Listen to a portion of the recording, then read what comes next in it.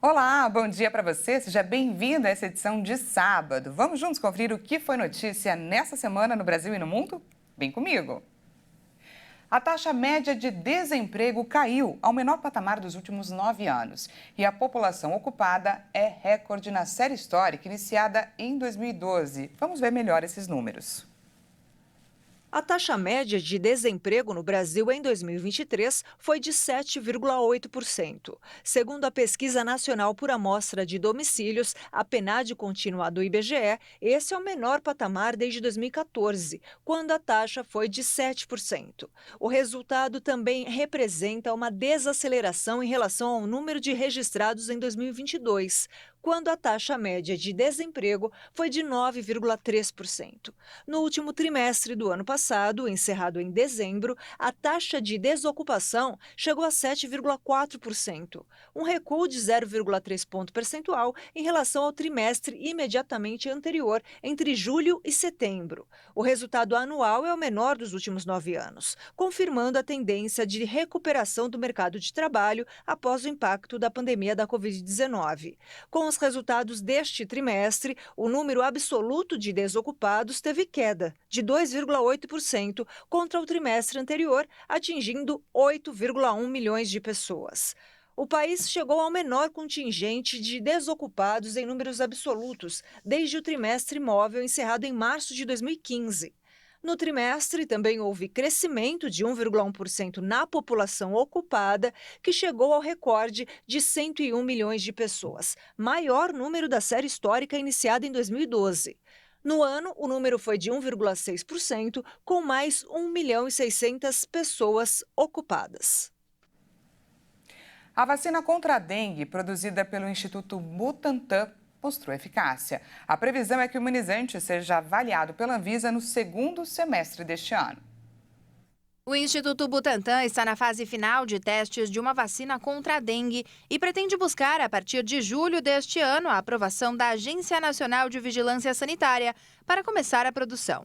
Os estudos da Butantan DV devem ser finalizados em 2024, quando o último participante completar 5 anos de acompanhamento. A vacina demonstra uma eficácia de 79,6% para evitar a doença, segundo estudos preliminares realizados. De acordo com o Instituto, depois da finalização da pesquisa, o Butantan envia um dossiê com o resultado para a Anvisa avaliar a aprovação. Caso tenha alguma inconsistência, a agência notifica o Instituto para correção. A pesquisa da Butantan DV foi feita no Brasil e acompanhou 16.235 participantes por 2 anos. Eles foram escolhidos aleatoriamente para receber a vacina ou o placebo sem efeito. Enquanto os participantes foram acompanhados, não foi reportado nenhum caso grave de dengue. Segundo a pesquisa, a eficácia da vacina para evitar infecções para o tipo 1 foi de 89,5%, enquanto a tipo 2 foi de 69,9%. Esses eram os sorotipos que circulavam no Brasil durante os estudos. Apesar disso, a Butantan DV é tetravalente e protege contra os 4 sorotipos do vírus da dengue. Olha que interessante, o estado de São Paulo lançou um mapa online que mostra pontos de atendimento com soro antiveneno de animais peçonhentos. Muito importante nessa época do ano, já que o número de casos aumenta e muito nesse período quente. No ano passado, a cada hora, em média, 8 pessoas foram picadas por cobras, escorpiões e lagartas em todo o estado de São Paulo. Os dados são do Centro de Vigilância Epidemiológica, que contabilizou 70.800 acidentes notificados com animais peçonhentos, além de 23 óbitos. Desse total de acidentes, 444 aconteceram na capital. Os municípios com mais registros foram Araçatuba, com 7.340 casos, São José do Rio Preto, com mais de 6.000 casos, e Ribeirão Preto, com mais de 4.000 registros. Para facilitar o atendimento às vítimas desses animais, a Secretaria do Estado de São Paulo lançou uma ferramenta online para a localização e identificação dos 220 pontos de atendimento soroterápico para vítimas de escorpião, aranha, serpente e lagartas. Um mapa interativo fornece as informações necessárias para buscar ajuda em emergências, sobretudo no período quente e chuvoso, época em que esse tipo de acidente mais acontece. Além de facilitar a localização dos pontos de distribuição de soro, o mapa interativo do Centro de Vigilância Epidemiológica busca diminuir o tempo entre o acidente e o tratamento, possibilitando que a vítima seja levada imediatamente ao serviço de saúde mais próximo e receba o tratamento adequado em um menor espaço de tempo. As crianças de até 10 anos de idade, por exemplo, precisam receber o soro antiescorpiônico em até 1 hora e 30 minutos após serem picadas por escorpião. O mês de fevereiro começou com previsão de altas temperaturas e chuvas acima da média para o mês. O El Niño deve provocar as fortes pancadas de chuvas com transtornos para os estados da região sudeste.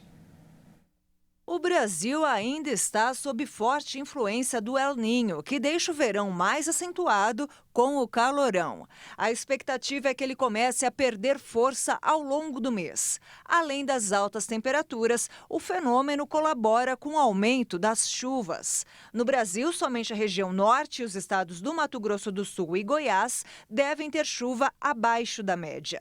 Nas demais regiões, a tendência é de volumes acima da média no segundo mês do ano. Segundo os meteorologistas, no Sudeste, há previsão das pancadas de chuva provocarem transtornos na Grande São Paulo, no Rio de Janeiro e na Grande Belo Horizonte. Nestes primeiros dias do mês, apenas as regiões Sul e Nordeste não devem ter temporais. Mas, até o meio de fevereiro, a chuva deve atingir quase todas as regiões, sendo que as pancadas mais intensas devem ficar concentradas no centro-norte do país. Além dos temporais, as temperaturas ficam acima da média durante todo o mês. Há a possibilidade de novas ondas de calor, em especial em áreas do Sul, Mato Grosso do Sul e oeste de São Paulo. O número de usuários ativos nas redes sociais ultrapassou o total de 5 bilhões em 2023, o equivalente a mais de 62% da população mundial. As informações foram divulgadas pelo relatório da agência We Are Social e da empresa Meltwater, baseado em estimativas da Kepios, empresa especializada no estudo de usos digitais. O número aumentou 5,6% em um ano, enquanto a população mundial cresceu 0,9%. O Facebook do Grupo Meta, a primeira rede social em termos de audiência, que no domingo vai comemorar o aniversário de 20 anos, tem 2,19 bilhões de usuários, seguido do Instagram com 1,65 bilhão e do TikTok com 1,56 bilhão. O relatório reconhece, no entanto, que existe um certo grau de imprecisão no número devido a contas automáticas ou pessoas registradas sob diferentes identidades, entre outros fatores. O relatório também ressalta como prova da curiosidade gerada pela inteligência artificial que a página da Wikipédia mais visitada em 2023 foi a do ChatGPT. E faz 40 anos que o primeiro computador Macintosh foi apresentado ao mundo. E hoje, mesmo com pouca capacidade de memória, isso comparado, é claro, com o que temos no mercado, a preciosidade ainda tem o seu valor. Os produtos produzidos pela empresa Apple Computers Inc. são bem conhecidos. Estou me referindo ao iPhone, iPad, iWatch e até aos MacBooks. Segundo as consultorias Gartner e IDC, só em 2023, o grupo, com sede em Cupertino, na Califórnia, vendeu cerca de 22 milhões desses produtos tecnológicos. Mas o começo não foi assim. Tudo se iniciou com o Macintosh, o primeiro computador da Apple, que completou 40 anos. Em janeiro de 1984, Steve Jobs subiu no palco de um evento na Califórnia e trouxe ao mundo a possibilidade de um computador que funcionaria para uma única pessoa. Ele carregava uma caixa bege e inseriu um disquete nela. Ao som da música tema de Carruagens de Fogo, a palavra Macintosh varreu a minúscula tela daquele computador e surgiu uma série de imagens monocromáticas. A plateia de acionistas da empresa ficou encantada e enlouquecida. E olha que era só o Mac 128K, assim chamado porque vinha com 128 KB de memória RAM. Segundo historiadores, a criatividade da placa-mãe original era o diferencial, pois ela vinha com tudo, memórias ROM e RAM, processador e todas as entradas e saídas. E acrescentaram que para 1984 isso era incrível.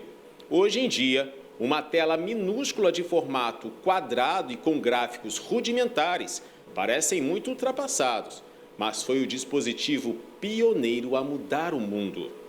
Para colecionadores, ele é uma parte da história da computação, com as assinaturas da equipe que o construiu inscritas no lado interno da parte de trás do gabinete de plástico. A maioria dos modelos conservados atualmente estão com colecionadores ou em museus ao redor do mundo, como no Centro da História da Computação de Cambridge, no Reino Unido. Mas um punhado de obstinados admiradores ainda usa os computadores Mac 128K até hoje, apesar das frustrações. Afinal, essas máquinas são extremamente limitadas devido à pouca capacidade de memória, mas alguns donos aproveitam suas valiosas máquinas para jogar em games curiosos como o Lode Runner, por exemplo, tudo em preto e branco. Essa inovação foi um produto de luxo. Seu preço, em 24 de janeiro de 1984, nos Estados Unidos, era de $2.495. Se corrigirmos para o valor atual, seria em torno de $7.400, o que significa um investimento de mais de R$36 mil hoje em dia. Mas, para colecionadores, o preço é só um detalhe. Só um detalhe. Nós vamos para um rápido intervalo e no próximo bloco você vai ver. Piso salarial dos professores da educação básica é reajustado para R$ 4.580. E ainda, Mark Zuckerberg pede desculpas por impacto de redes sociais nas crianças. A gente volta já já. Não perca!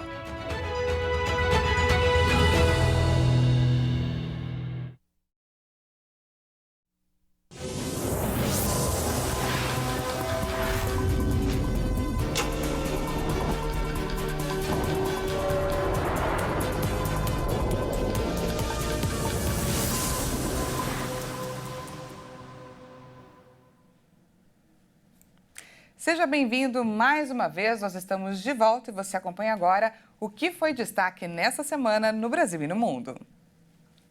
Bom, nessa semana começou a valer o salário mínimo reajustado de R$ 1.412. E para os professores, o MEC oficializou o aumento no piso salarial e o valor passou a ser de R$ 4.580 para uma jornada de 40 horas semanais. O Ministério da Educação reajustou o piso salarial de professores da educação básica. A portaria, que prevê um aumento de 3,62%, foi publicada em edição extra do Diário Oficial da União. Esse salário é válido para profissionais que lecionam na rede pública de ensino e cumprem jornada de ao menos 40 horas semanais. O valor mínimo definido pelo governo para 2024 foi de R$ 4.580. Em 2023, vigorou um piso de R$ 4.420. O reajuste percentual está abaixo do acumulado do Índice Nacional de Preços ao Consumidor Amplo, considerado a inflação oficial do país, que no último ano foi de 4,62%. O percentual reajustado já era aguardado por entidades da educação desde o fim de 2023, quando o MEC e o Ministério da Fazenda publicaram o reajuste do valor aluno-ano do Fundeb, o VAAF. O cálculo da atualização do piso é baseado na diferença percentual do VAAF de 2 anos anteriores. O piso salarial é definido pelo governo federal, mas os salários são pagos pelas prefeituras e pelos governos estaduais. Com a publicação do aumento pelo MEC, cada estado e município precisa oficializar o novo valor por meio de uma norma própria, para que então o valor seja de fato aumentado. Além de todas as condições que os trabalhadores passam, uma pesquisa apontou que mais de 65% sentem que são influenciados na sua produtividade por conta do estresse. Aqui no Brasil não é diferente e a porcentagem é ainda maior. O estresse ocupacional, ou seja, aquele derivado de um desgaste do organismo humano ou a própria diminuição da capacidade de trabalho, tem afetado cada vez mais os colaboradores do mundo todo. E seria um equívoco achar que no Brasil as situações seriam diferentes. Um estudo internacional apontou que aqui em solo brasileiro, 67% dos trabalhadores são influenciados negativamente justamente pelo estresse no trabalho. Segundo os mais de 5.000 entrevistados, um dos pontos que marcam esse aumento é que as empresas estão menos flexíveis do que no ano passado com relação à política de bem-estar, aos serviços de aconselhamento especiais ou às pausas para o autocuidado. Além disso, 57% acreditam que os seus superiores não estão preparados para falar sobre questões de saúde mental, sem julgamento. O levantamento, que ouviu mais de 32.000 colaboradores em 17 países ao redor do mundo, mostrou que a quantidade de trabalhadores que se sentem apoiados pelos gestores em relação à saúde mental caiu de 70% em 2022 para 64% neste ano. Mas a pesquisa não tem só lados negativos. No geral, o sentimento de satisfação dos colaboradores com o seu emprego atual e o otimismo para os próximos 5 anos no local de trabalho permanecem altos. Isso porque 9 em cada 10 trabalhadores se dizem satisfeitos com seus empregos. Quem eleva esses números são os jovens. Nessa faixa etária, o otimismo é mais alto que em outras. A boa notícia é que, apesar de um pouco difícil, é possível controlar o estresse no trabalho e manter um melhor controle emocional sobre a sua própria vida. Então, precisa organizar com mais tempo, com mais calma, com mais paciência, com uma nova rota, rotinas que possam fazer com que você tenha menos estresse. E claro, se preciso for, procurar um profissional, seja ele psicólogo, terapeuta ou psicanalista, para poder ajustar aí as emoções e, caso, salvo alguns casos, também ser medicado, né? Talvez procurar ajuda até de componentes que possam te ajudar a ter menos estresse mental, para não causar outros tipos de doenças correlacionadas em relação ao nível de estresse elevado. Como você pôde perceber, o estresse pode ser sutil, mas avassalador. No entanto, possui tratamento que pode ser adaptado à sua realidade. E lembre-se, aos primeiros sinais, procure ajuda. A Agência Nacional de Águas e Saneamento Básico do Governo Federal lançou um estudo sobre o impacto das mudanças climáticas nos recursos hídricos aqui do Brasil. O levantamento mostrou que a oferta de água pode cair mais de 40% na maior parte do país. Quem traz para a gente mais detalhes é a nossa repórter Fabiane Dorta. O estudo, divulgado pela Agência Nacional das Águas, indica uma tendência de redução de mais de 40% na disponibilidade desse recurso em bacias hidrográficas do Norte, Nordeste, Centro-Oeste e parte do Sudeste até 2040. Isso significa que essa diminuição atinge quase todo o país e inclui grandes centros urbanos e regiões importantes para a produção agrícola. Esse cenário ainda favorece o aumento no número de trechos de rios intermitentes, que são aqueles que secam temporariamente, especialmente no Nordeste, e afetam a geração hidrelétrica, a agricultura e o abastecimento de água nas cidades afetadas aí por essa situação. Já com relação à região sul do país, o estudo mostra uma perspectiva diferente. A tendência é de aumento da disponibilidade hídrica em 5% até 2040, mas isso vem com maior imprevisibilidade e frequência de cheias e inundações, como as que já vêm acontecendo aí nos últimos anos. O levantamento traz os efeitos das mudanças climáticas para curto, médio e longo prazo e foi apresentado com a ideia de que seja aí uma referência para basear decisões de autoridades, pesquisadores e usuários na busca pela melhor gestão dos recursos hídricos, fontes alternativas de água, uso racional, além de infraestrutura adequada. O lançamento do estudo, que é inédito, ainda deu início à Jornada da Água de 2024, em um evento que reuniu ministros e secretários. O Dia Mundial, que é comemorado em 22 de março no Brasil, tem como tema "A água nos une, o clima nos move". Essa é a nossa repórter Fabiane Dorta, trazendo aí, chamando a atenção da gente sobre o uso racional da água. Vamos agora de destaque internacional. O fundador e diretor executivo da Meta, Mark Zuckerberg, pediu desculpas pelas falhas na proteção a menores de idade durante uma sessão convocada pelo Senado americano. Nessa reunião também teve a presença de executivos de outras plataformas. As grandes empresas de tecnologia são acusadas de não fazerem o suficiente para limitar os riscos em suas plataformas, a exemplo de predadores sexuais e suicídio de adolescentes. Várias vítimas e parentes de vítimas participaram da sessão convocada pela Comissão Judiciária do Senado. Senhor Zuckerberg e todos vocês que estão aqui, sabemos que não tinham a intenção, mas vocês têm sangue nas mãos. Vocês têm um produto que mata pessoas.